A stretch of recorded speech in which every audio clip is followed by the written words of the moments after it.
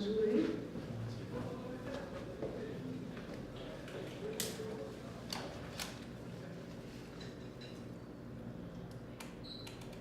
A história começou quando eu tinha 15 anos. Foi com uma pessoa que entrou na minha casa para arrumar uma máquina de lavar. Então, assim, totalmente não era uma pessoa que estava perto de mim, que eu tinha convivência e tudo mais. É uma pessoa que realmente era um técnico da máquina de lavar, que eu acho que ele até já arrumava a máquina da minha casa há algum tempo. Não. Na verdade, essas coisas eu não me lembro muito bem, se ele já tinha entrado na minha casa antes ou não. E foi assim, ele entrou na minha casa e ele começou a arrumar a máquina na hora eu estava sozinha, era um dia à tarde, meus pais estavam no trabalho, e a minha mãe autorizou a entrada dele. Minha mãe ligou e falou, olha, pode abrir o portão, porque tal pessoa vai arrumar a máquina. Então ele entrou para arrumar a máquina, foi direto para o quarto de serviço, e eu fiquei dentro de casa, porque já era a orientação do meu pai e da minha mãe, não abra a porta mesmo de casa, deixa que ele passe pelo quintal e chegue até a máquina, né? Só que aí ele bateu na porta de casa pedindo um copo com água. E foi quando ele entrou dentro da minha casa. Então, assim, foi uma situação... Realmente, assim, você não espera, né? Porque foi um simples copo com água que abriu a porta para uma coisa que ia marcar minha vida pro resto, né? Tipo assim, que eu nunca ia esquecer. Então, começou daí. Ele tinha todo um cuidado. Ele não foi simplesmente assim, tipo, vou tirar toda a sua roupa e vou fazer uma penetração em você. Ele andava com aquilo ali... Eu acho que ele já andava, tipo, meio que na rua procurando alguém. Porque ele já se autoprevenia, entendeu? Então, assim, é uma coisa tão absurda, porque... Não sei, é que vou explicar, é muito difícil, mas, assim, ele era muito metódico na situação. Então, assim, por exemplo, ele não entrou na minha casa já sendo totalmente violento. Ele oscilava em questão, assim, de personalidade. Ele achava que aquilo ali pra ele era um carinho. Então, você se sentiu segura no momento? Assim, não, aí é que tá o problema. Não me senti nem um pouco segura, porque ele tinha um olhar muito maluco, muito doente, eu acho que essa é a palavra. Então, assim, quando aconteceu, porque ele entrou e foi, assim, uma coisa meio assustadora, porque eu pedi, eu falei, olha, você não pode entrar aqui e tudo mais. Aí ele ainda perguntou, você tá sozinha? Eu falei, olha, tô, mas eu pedi, por favor, sai, não sei o que. E foi a hora que ele fechou a porta, ele falou, não vou sair. E ele era tão doente que ele tratava aquele ato ali como uma brincadeira. A minha primeira reação, eu me lembro na época, assim, que foi pegar o celular e ligar pros meus pais. Porque eu sempre liguei, assim, olha, tá acontecendo tal coisa, tudo mais, fiz tal coisa. Só que eu tinha deixado o celular no quarto. Então eu lembro que na hora que eu vi que ele não ia sair, que eu percebi que ia acontecer, porque a gente percebe, né, quando tá numa situação perigosa. Então eu me virei, já fui correndo pro quarto para pegar o celular, que foi a hora que ele me segurou. E falou que eu não ia ligar para ninguém.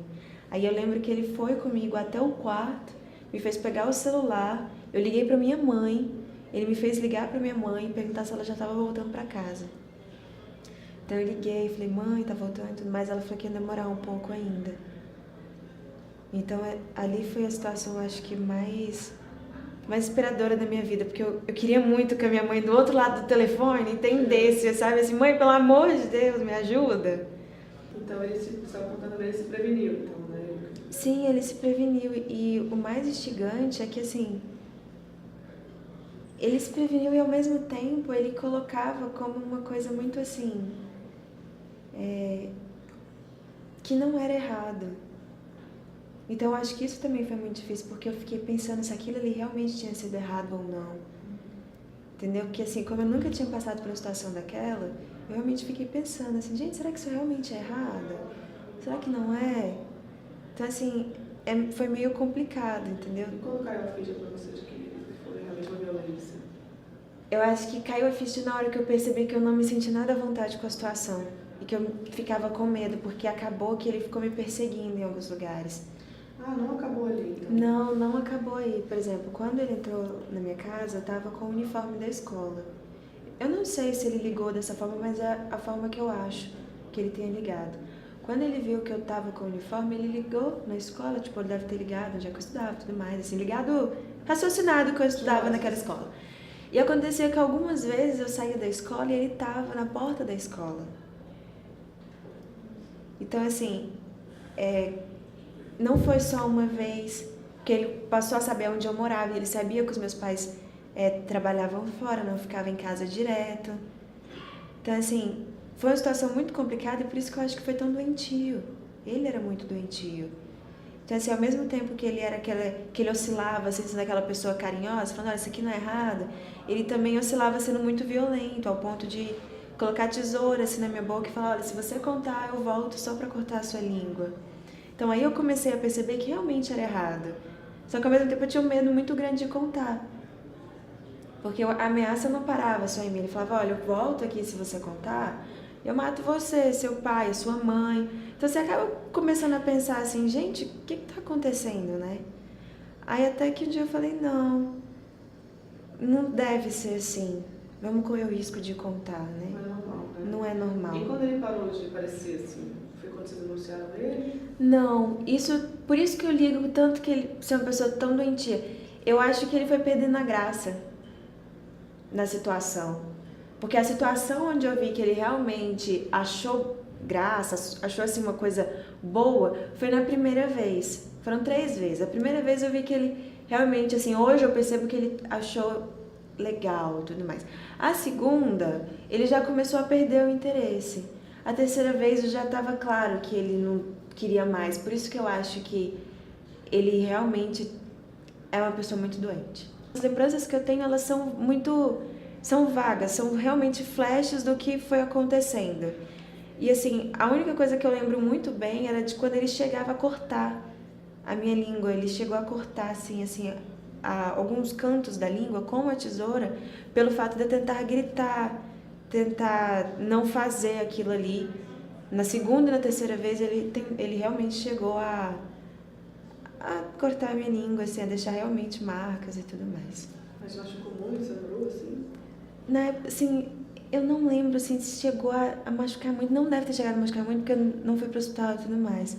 Mas eu lembro, sim, de ter cortado, de ter saído sangue. Só que como era na língua, era mais fácil de dar uma resposta. Por exemplo, meus pais viam que eu tava com a língua machucada. Eu lembro que eu sempre falava, mãe é afta, mordia a língua. Então, assim, eu comecei a criar essas desculpinhas eu acho que muito inocentes até. Eu acho que a primeira reação que eu tive foi realmente de culpa. Porque eu fiquei me culpando por ter aberto uma porta, por ter dado um copo com água. Então, assim, as situações são tantas que você acaba se culpando por tudo. E eu me culpei por muita coisa. Então, acho que os principais sentimentos que eu senti realmente foram culpa, nojo. Você acaba sentindo muito nojo das pessoas, que eu acho que é uma coisa que... Por isso que tem que ter um acompanhamento de um psicólogo muito sério. Então, assim, você acaba tendo medo das pessoas. Eu tive um medo muito sério de me relacionar com as pessoas, de me abrir com as pessoas novamente, de conversar. Me tornei uma pessoa tímida, fechada. Mudou a sua forma de se relacionar? Com certeza, totalmente. A mudança de comportamento foi rápida. Porque é uma coisa tão violenta que, é assim, você dorme um dia e acorda no outro com a vida totalmente diferente, com um pensamento totalmente diferente das pessoas. Então, assim, a mudança foi drástica, foi de uma hora para outra. Então, as pessoas começaram a perceber muito rápido que tinha acontecido alguma coisa, que estava alguma coisa, assim, errada.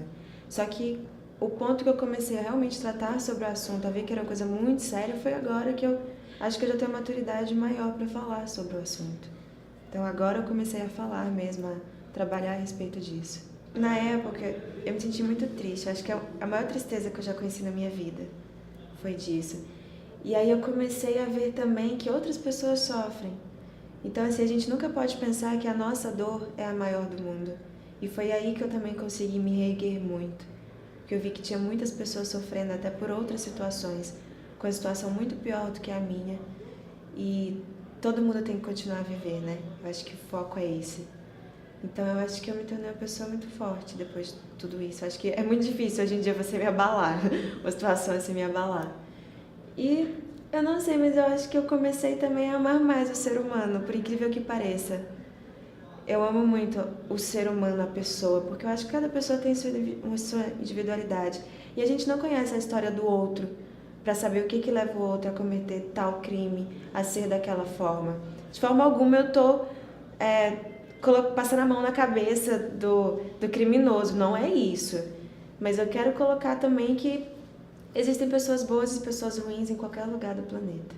eu vi que tinha muitas pessoas que eu já conversava assim no hall de amizade mesmo, amigos próximos que falavam, olha, eu fui abusada, não sei o quê, mas eu não tenho coragem de falar, não quero procurar ajuda e tudo mais. Eu falei, gente, tem muita gente que tem vergonha de falar sobre o que já aconteceu, então vamos quebrar um pouquinho isso. Então eu resolvi, criei uma página lá, assim, do dia pra noite, fiz lá uma montagenzinha, contei uma historinha rápida e coloquei. Isso foi mais ou menos Isso foi na sexta-feira, umas 10 horas da noite. Aí aconteceu que eu viajei e tudo mais. Quando deu no domingo, eu cheguei em casa que eu fui abrir minhas redes sociais novamente e eu vi que tinha tido, assim, acho que teve 20, 30 mil compartilhamentos. Então, assim, do dia pra noite, eu vi que esse era um assunto que as pessoas se interessavam sim em saber, em conversar, mas que muita gente não tem coragem de falar. Então, o intuito da página não foi inicialmente para ter um sucesso explosivo, alguma coisa assim. Foi para ajudar quem estivesse ali mais próximo de mim. Só que acabou ajudando gente bem distante também. A situação de você ficar naquele negócio de ter que ir na delegacia, aí você tem que conversar com o juiz, aí tem que falar com a delegada, com o advogado, não sei o que, é muito chato. Então, assim, eu não quis fazer parte. Eu quis ali fazer o meu papel de vou fazer o que é correto, vou denunciar, vou explicar o que aconteceu, vou fazer o retrato falado e tudo mais. E o que aconteceu com ele já não é mais questão minha, porque é uma coisa que machuca muito. Então, assim, eu ficar lá olhando para aquilo toda hora é muito ruim. E eu acho que quanto mais você faz esse tipo de coisa, você não sai da situação.